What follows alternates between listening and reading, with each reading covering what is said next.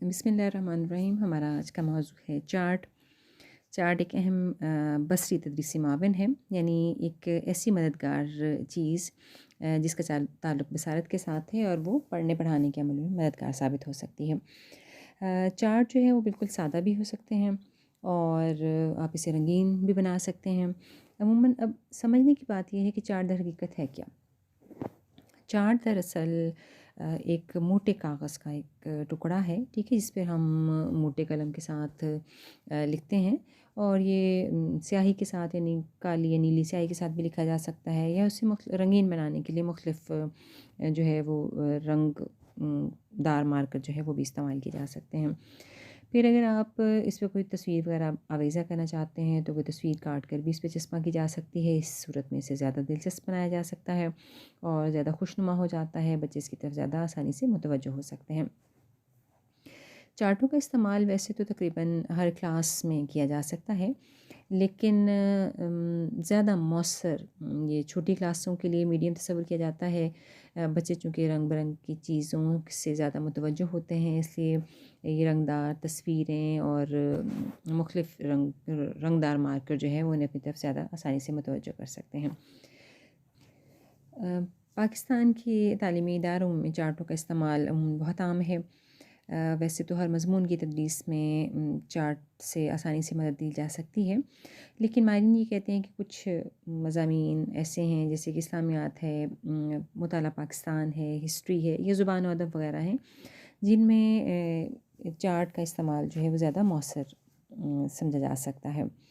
अब चार्ट किस तरह से एक उस्ताद की ज़रूरतों को पूरा कर सकता है, तो हम कह सकते हैं कि जी इसके ज़रिए सबक के नुकात की तशरीह की जा सकती है, सबक का ख़ुलासा पेश कर सकते हैं, मुख्तलिफ़ चीज़ों की मुशाबहत और उनका फ़र्क ज़ाहिर कर सकते हैं और मौजू के अहम पहलुओं को नुमायाँ किया जा सकता है। जैसे मिसाल के तौर पर अगर हम कायदे आज़म के हालात ज़िंदगी पर कोई चार्ट बनाना चाहते हैं, तो कायदे आज़म के ख़ानदानी पस मंज़र, उनकी इब्तदाई तालीम, आला तालीम, फिर उनकी ज़िंदगी के हालात और सियासत, तहरीक पाकिस्तान, फिर उनका गवर्नर जनरल पाकिस्तान का बनना, ठीक है, इन तमाम अहम नुकात पर मुश्तमिल चार्ट तैयार करके तालिब इल्मों के लिए सबक को ज़्यादा दिलचस्प और मौसर बनाया जा सकता है। या फिर अगर हम कोई सूरत बच्चों को पढ़ाना चाहते हैं, जैसे मिसाल के तौर पर सूरत इखलास की हम तदरीस करना चाहते हैं, तो जो इससे मिलता जुलता चार्ट जो है वो मौजूद के हवाले से बनाया जाएगा। उसमें हम सूरत का अरबी मतन लिखेंगे, मुश्किल अल्फाज के मानी तहरीर कर सकते हैं, लफ्ज़ी तर्जुमा, फिर बामुहावरा तर्जुमा और उसकी तशरीह जो है वो अहम सुर्खियों की अलग-अलग चार्ट्स बनाकर तदरीस को मौसर बनाया जा सकता है। अब चार्ट की इक़साम क्या-क्या हैं? देखिए, अमूमन हमारे तालीमी इदारों में जो चार्ट्स इस्तेमाल किए जाते हैं उनके अमूमन 3 तरह की इक़साम है। ठीक है, एक चार्ट जो है उसे तसव्वुर वक़्त का चार्ट कहते हैं। जैसे मिसाल के तौर पर अगर आप किसी ख़ास टाइम पीरियड के हवाले से या किसी बादशाह या किसी हुक्मरान के दौर में होने वाले हालात के बारे में कोई चार्ट बनाना चाहते हैं, तो आप उस चार्ट को 3 हिस्सों में तक़सीम करेंगे। ठीक है, पहले खाने में आप उस बादशाह का नाम लिख सकते हैं, दूसरे में उसका टाइम पीरियड लिखा जा सकता है कि वो कब से कब तक हुकूमत में रहा, और तीसरे खाना जो कि निस्बतन ज़रा बड़ा होगा, उसमें आप तहरीर कर सकते हैं कि उसके दौरे हुकूमत में किन शोबाजात में तरक्की हुई, किन-किन महकमों में या किन-किन हवालों से क्या-क्या काम हुआ। तो गोया चार्ट पर एक नज़र डालने से ही उस ख़ास वक्त या दौरानिए में हुक्मरान के दौरे हुकूमत में होने वाले कामों पर आसानी से नज़र डाली जा सकती है या उससे वाक़फ़ियत हासिल की जा सकती है। तो ऐसे चार्ट को तसव्वुर वक़्त का चार्ट के नाम से जाना जाता है। फिर चार्ट की जो दूसरी किस्म हमारे पास है उसे शजराती चार्ट कहते हैं। नाम पर गौर करें तो ये लफ्ज़ शजर के मानी है जी, दरख्त। तो नॉर्मली एक दरख्त की शक्ल का एक चार्ट, ठीक है, यानी एक कागज़ का टुकड़ा है जिसके ऊपर आप एक इसकी शक्ल दरख्त की तरह भी हो सकती है कि आप एक कागज़ के टुकड़े के ऊपर एक दरख्त बनाएं और दरख्त के आप ऊपर इसम लिख दें और फिर आगे उसकी मुख्तलिफ़ शाखें हों जो कि इसम के मुख्तलिफ़ इक़साम की वजाहत करती हों। और बाज़ सूरतों में आप इसे टेबल फॉर्म में भी बना सकते हैं, ठीक है, यानी आप सबसे ऊपर एक लाइन खींचे जिस पे इसम लिखा हुआ और फिर इस लाइन में से मज़ीद छोटी कुछ लाइनें इसम के इक़साम की वजाहत करती हैं और फिर उन इक़साम के नीचे मज़ीद कुछ छोटी लाइनों के ज़रिए इसम की इक़साम की मज़ीद वजाहत जो है वो की जा सकती है। तो इस तरतीब से भी जो चार्ट बनाया जाएगा उसे हम शजराती चार्ट के नाम से जानते हैं। अच्छा, चार्ट की एक और किस्म जो है उसे जामे चार्ट कहा जाता है। ठीक है, जामे चार्ट नाम पे अगर थोड़ा सा गौर करें तो शायद अंदाज़ा हो जाए कि ये चार्ट जो है वो एक हिस्सों से ज़्यादा हिस्सों पर मुश्तमिल है। ठीक है, यानी इसमें कोई एक सफ़ा नहीं होता। इसकी मिसाल आप टेबल कैलेंडर से भी ले सकते हैं। ठीक है, कई दफ़ा आपने मेज़ के ऊपर रखा हुआ कैलेंडर देखा होगा, छोटे छोटे पीसीस पर मुश्तमिल कैलेंडर होते हैं और हर पेज पे कुछ एक ख़ास चीज़ या किसी एक महीने का नाम और उसके दिन या फिर किसी ख़ास मौजूद से मालूमात दर्ज होती हैं। जब आप सफ़ा पलटते हैं तो वो अगले पेज पे कुछ और चीज़ें मौजूद होती हैं। तो जामे कैलेंडर या फ्लिप कैलेंडर, फ्लिप किसी भी ऐसी चीज़ को कहते हैं जिसे आप पलट सकते हैं। ठीक है, तो फ्लिप कैलेंडर या फ्लिप चार्ट जो है वो भी एक किस्म है। जैसे आप बच्चों को बीमारियों के बारे में कुछ सबक पढ़ा रहे हैं तो किसी एक पेज पे आप हैज़े के बारे में देखिए कि कौन कौन सी बीमारियां हैं, छूत की बीमारियां कौन सी हैं। फिर हर बीमारी के हवाले से एक पेज पे तहरीर किया जा सकता है कि ये बीमारी इसके इसबाब व वजूहात क्या हैं, फिर इसमें एहतियातें कौन कौन सी पेश नज़र रखनी चाहिए, इसके इलाज की नौयत क्या हो सकती है। ठीक है, तो जैसे आप सफ़ा पलटते चले जाएंगे वैसे वैसे हर पेज जो है वो नई मालूमात तालिब इल्म तक मुंतकिल करेगा। तो ऐसे चार्ट को जामे चार्ट या फ्लिप चार्ट के नाम से भी जाना जाता है। अच्छा, चार्ट तो हमने डिस्कस कर लिया कि जी एक कागज़ का टुकड़ा है।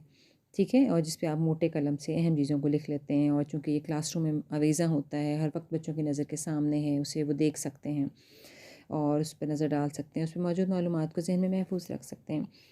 अब इन चार्टों की तैयारी के वक्त कुछ एहतियातों को पेश नज़र रखना ज़रूरी है। सबसे पहली बात कि चार्ट आप चाहे सादा बनाएं या रंगीन बनाएं या तस्वीरी चार्ट बनाएं, उसका आपको ख़ास मकसद होना चाहिए तैयारी का। ठीक है, जब तक कोई बाकायदा मकसद ना हो उस वक्त तक उससे फ़ायदा हासिल नहीं किया जा सकता।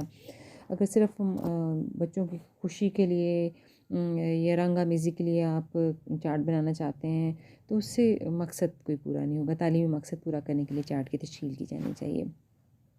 फिर चार्ट जो है वो इस कदर सादा और वाज़े होना चाहिए कि बच्चे जब भी उस पर नज़र डाले उसे आसानी से पता चल जाए कि इस चार्ट के ज़रिए कौन सी मालूमात उस तक मुंतकिल की जा रही हैं। उलझी हुई और बेतुकी या गैर ज़रूरी मालूमात जो हैं उनको चार्ट पे तहरीर करने की ज़रूरत नहीं होती। आसान, सादा और वाज़ेह मालूमात। फिर एक बात ये कि चार्ट कोशिश करें कि उस्ताद खुद तैयार करें और अगर क्लास के कुछ बच्चे जो हैं वो इस काबिल हैं तो उस्ताद के लिए मददगार हो सकते हैं, क्योंकि इस तरह से एक तो बच्चों में जज्बा पैदा होगा, हौसला अफजाई होगी उनकी। ठीक है, और वो उस्ताद के साथ मिलकर काम करा सकेंगे, अपनी सलाहियतों पर भरोसा कर सकेंगे और उनको एक मुफीद इल्मी तरबियत भी हासिल होगी। अच्छा, चार्ट तैयार करते हुए जो आप रोशनाई या जो रंग उस पर इस्तेमाल कर रहे हैं और जो लिखाई है उसका ख़ास ख्याल रखा जाए ताकि क्लास में आखिर तक जो बच्चा बैठा हुआ है कम अज़ कम वो उसे नज़र में रख सके, उसे देख सके, उसे पढ़ सके, तभी उस चार्ट से उसे फ़ायदा हासिल होगा। अदरवाइज़ ख़ूबसूरती के लिए और बहुत बारीक लिखाई वाला चार्ट जो है वो क्लास में खूबसूरत तो बना सकता है, ठीक है, लेकिन शायद वो मकसद बुरा नहीं कर सकता। इस मकसद के लिए उसे वहाँ पे आवेज़ा किया गया है।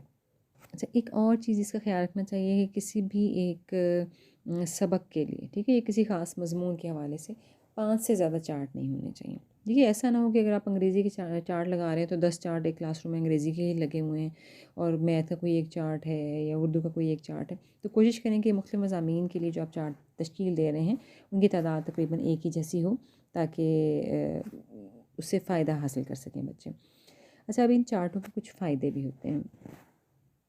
हमने कहा चार्ट एक अहम बसरी तदरीसी माविन है और सबसे बड़ा फ़ायदा इसका ये है कि ये सबसे कम लागत रखता है। ठीक है, एक कागज़ का टुकड़ा है, 10, 12, 15, 20 रुपए का जो बाज़ार से आपको मिल जाएगा, ठीक है, और उसके ऊपर आप मुख्तलिफ़ रंगों के साथ हाशिए बना के या खूबसूरत लिखाई के साथ लिख सकते हैं।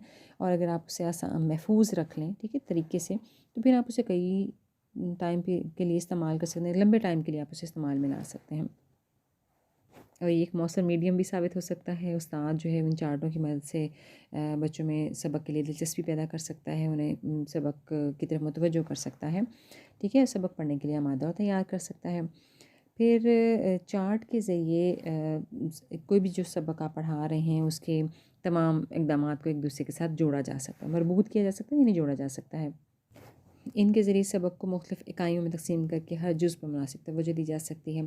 ठीक है, इकाइयों से मुराद है मुख्तलिफ़ हिस्सों में तकसीम करके, जैसे अब आप सबक पढ़ा रहे हैं तो सबक का नाम लिखेंगे चार्ट के ऊपर, फिर किसने इस सबक को तहरीर किया है, ठीक है, फिर उसके अहम या मुश्किल अल्फाज कौन से हैं, उनके मानी क्या हैं, ठीक है, फिर कौन कौन सी चीज़ें हैं जो कि अहमियत के हामिल हैं और वो MCQs या शॉर्ट क्वेश्चन की शक्ल में इस सबक में से पूछी जा सकती हैं। फिर कोई तशरीह या वजाहत का पैराग्राफ है तो उसको तहरीर किया जा सकता है। तो गोया आप सबक को मुख्तलिफ़ हिस्सों में तकसीम करके एक तो अहम नुकात की को हाईलाइट भी कर देते हैं ताकि बच्चे एक नज़र देखें और जान जाएं कि ये सबक क्या है, उसमें से कौन कौन सी चीज़ें ऐसी हैं जो इम्तिहानी नुक्ता नज़र से तैयार करना ज़रूरी हैं। तो वो चार्ट पे मौजूद होंगी, वो उनकी नज़र के सामने भी रहेंगे और उसे आसानी से देखते भी रहेंगे और वक्त ज़रूरत उसको दोहराते भी रहेंगे। तो चार्ट एक मौसर मीडियम है, उस्ताद इसे मौसर तरीके से इस्तेमाल में ला सकता है और इब्तदाई जमातों में इसको ज़्यादा बेहतर तरीके से इस्तेमाल किया जा सकता है क्योंकि छोटी उम्र के बच्चे जो हैं वो रंगों तस्वीरों से ज़्यादा मुतवज्जो होते हैं और इनके ज़रिए बच्चों में इल्म हासिल करने का शौक़ पैदा किया जा सकता है।